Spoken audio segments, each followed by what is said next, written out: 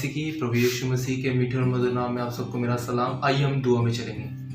स्वर्गीय पिता प्रेमी प्रभु, हम सभी तरह धन्यवाद करते प्रभु, जब एक बार फिर से तेरी हजूरी के नीचे और प्रभु तेरे नाम से जब तेरे सामने आते मेरे परमेश्वर, हालेलुया। आज आप हमें मदद करें ताकि हम तेरे वचन के भेद को और तेरी बातों को सीख कर अपने जीवन में लागू करने वाले बन सके। खुदावंद, अपने आप को तमाम बातों को तेरे हाथों में सौंपता हूं प्रभु, बोलने वाला मैं नहीं, तेरा आत्मा प्रभु। और आज मेरे प्रभु जी तो अपनी आत्मा के द्वारा बात कर। धन्यवाद करते हैं यीशु के नाम में, आमीन। हालेलुया। सबको जय मसीह की। मेरा नाम पास्टर वरिंदर है। आइए हम प्रभु के वचन में चलेंगे।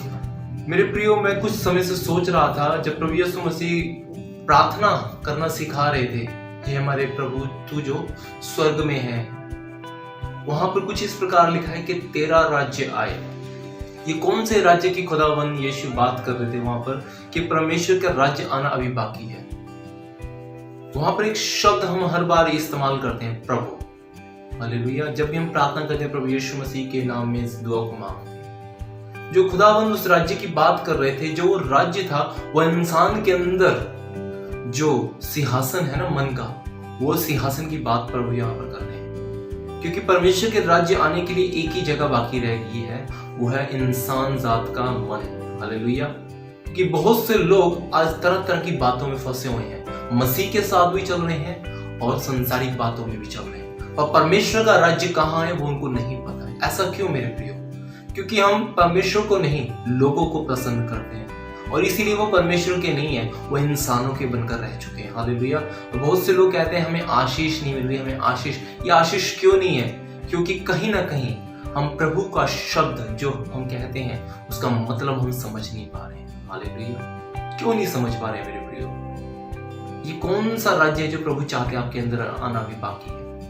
प्रभु शब्द का जो अर्थ है यूनानी में, वो एक राजा है। जब एक राजा होता है तो उसका एक सिंहासन होता है। जब उसका एक सिंहासन होता है तो उसका एक राज्य होता है। जिसका राज्य होता है वो एक शासक होता है। हालेलुया। जब परमेश्वर आपके मन के सिंहासन पर विराजमान होगा तो वो आपको आज्ञा देगा, हे मेरे मन, यहोवा को धन्य कह, तू दीन और नम्र और हलीन है, क्योंकि धन्य है वे जो मन के दीन है। हालेलुया। परमेश्वर ऐसे लोगों को ढूंढता है जो अपने आप को दीन और नम्र रखते हैं, क्योंकि तेरा जैसा बुलाने वाला हमें वैसे बनना है। हमारा बुलाने वाला कैसा है? वो प्रेम करता है, वो आनंद के साथ हर एक को देखता है, चाहे उसके जीवन की परिस्थिति कैसी भी हो। वो कभी भी उस व्यक्ति से अपने मुंह को नहीं मोड़ेगा, क्योंकि परमेश्वर के पास जो आत्मा है ना, वो मेल मिलाप का आत्मा है। आज की डेट के अंदर, आज के समय के अंदर, मसीह भाईचारे के अंदर ये मेल मिलाप का आत्मा खत्म हो चुका है मेरे प्रियो। क्योंकि जो प्रभु शब्द को वो इस्तेमाल कर रहे हैं ना, उस शब्द को उन्होंने अपनी जुबान पर तो जगह दे दी है, पर अपने दिल के अंदर, जो मन के अंदर सिंहासन है, उसके ऊपर वो खुद बैठे हैं, ना कि प्रभु बैठा है। अच्छे प्रचारक हैं, अच्छे आराधक हैं, पर मेल मिलाप गायब है। वो आते हैं, अपना काम करके चले जाते हैं। आज कलीसियाओं में बहुत सी फूट है। क्यों?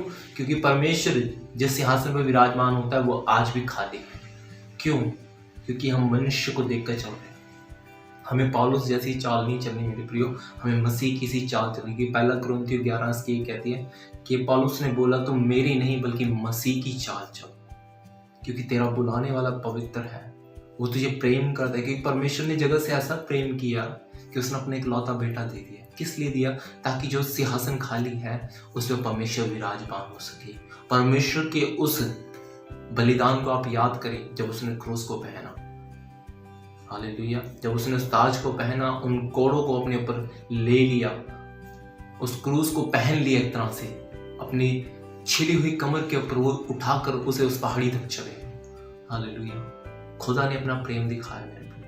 जब खुदा ने वो प्रेम दिखाया है, वो किस लिए? ताकि जो आपका मन खाली है, उस सिंहासन पर परमेश्वर विराजमान हो सके। आज आप देखिए, क्या जो सिंहासन आज से लेकर अब तक खाली है, क्या आज परमेश्वर उससे विराजमान है, या अभी भी आपका मन खुद शासन कर रहा है? अगर परमेश्वर से विराजमान होगा तो आप मेल मिलाप की तरह काम करने वाले होंगे, हर एक के साथ प्रेम और आदर और सम्मान, चाहे कोई कुछ भी करे। क्योंकि जब यीशु मसीह को प्रताड़ित किया जाता, प्रभु ने कहा, हे पिता इन्हें क्षमा कर, क्योंकि ये नहीं जानते ये क्या कर रहे हैं। फकीर फरीसी हर बार उनके लिए कुछ ना कुछ करते थे। क्यों? क्योंकि वो उनके विषय में कुछ ऐसा ढूंढते थे ताकि उनको वो फंसा सके।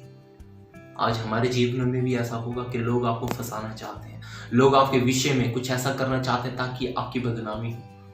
हमें लोगों के उस सोच को नहीं, हमें लोगों के उस मन को देखना है जिसके अंदर वो कड़वाहट भरी है। हालेलुया। यहूदा इस्करियोती के बारे में क्या यीशु को नहीं पता था कि वो उनको पकड़वाएगा? फिर भी खुदा ने उसके मन को देखा, उसके दिल को देखा, उसकी सोच को नहीं देखा। अपने आप को बेच नहीं दिया, ना कि उसको रोका। अगर प्रभु चाहते तो रोक सकते थे। हालेलुया। क्योंकि जो मुर्दों को जिला सकता है, जो अंधों को दृष्टि दे सकता है, वो अपना युद्ध खुद भी लड़ सकता है। पर उसने ऐसा नहीं किया। वो इतना दीन हो गया, इतना हलीन हो गया कि उसने अपने मन के अंदर परमेश्वर को ऐसा बिठाया कि अपने आप को सौंप दिया। किसके हाथ में? मनुष्य के हाथ में सौंप दिया। हालेलुया।